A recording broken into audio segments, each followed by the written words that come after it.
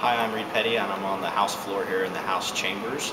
And this is my desk here, which I'll be sitting at during session. It's near the back row, which is right near the water fountain, which will be nice. And I borrowed this Jayhawk here. I need to get one of these myself. But I just wanted to give a quick response to the State of the State, which took place on Tuesday night. Governor Sam Brownback was here. It was a joint session of the House and the Senate. And I thought it went very well. It was a packed house here, and it was a great atmosphere. And I thought the governor also proposed a lot of great plans and a lot of great things for our state coming up for not just the next year, but also the next 2 years.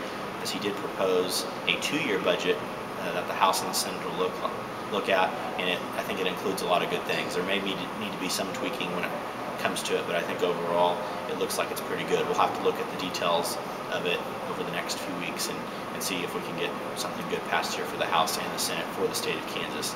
And this includes a plan that is fiscally responsible for the state. And he included a tax plan as well that includes trying to move the income tax level to 0, which I think would be great. It also includes keeping the sales tax even though, and that was supposed to drop a little bit. So that is something that I would like to talk more with my constituents about to find out if that's something they're okay with, keeping that sales tax rate up instead of expiring like it was supposed to in June and July. But I do really like the income tax possibly going to 0. Some other things he talked about was reform with the judicial branch.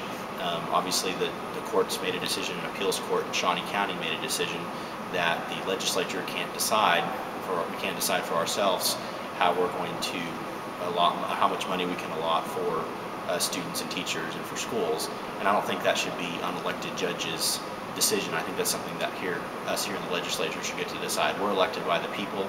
We each represent here in the House about 20,000 people, and I think we're capable enough of talking to our constituents and talking to our school districts and being able to decide ourselves on what is best when it comes to funding for the schools. Another area that was talked about in education was the fact that even though Kansas is in the top 10 in education overall, when it comes to reading, that's not the case. Kansas is one of the worst states in the nation when it comes to students after 3rd grade being able to read going into that very important 4th grade. And I still remember 4th grade was my toughest subject in school, or toughest grade in school whenever I moved to 4th grade. So I think that's great that he's going to implement a retention plan for that as well, for making sure that 3rd graders know how to read before they go to 4th grade.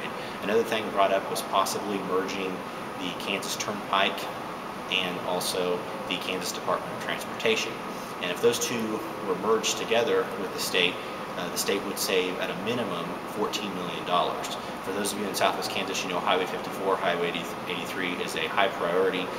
They're both 2-lane highways. They're in poor conditions. We've seen a lot of fatality and injury accidents, and you know we all get frustrated when we get stuck behind semis. And so to have an extra $14 million and the possibility of improving our roads would obviously be a very important thing, and so that's something that's very exciting. Also, the great thing about a 2-year budget is it is not going to decrease the per pupil rate when it comes to education, and it is also going to actually increase the total rate that the state gives for education. And so the thing that people don't know a lot of times when it comes to education, and they're shocked when they find this out, and I saw a poll the other day that 79% of Kansans, when they're told that the per pupil average when it comes to money given for education is $12,000. It's over $12,000 on average per student.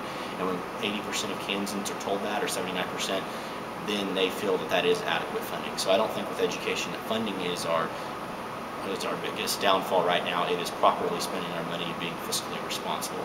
So I think overall the governor gave a great state of the state.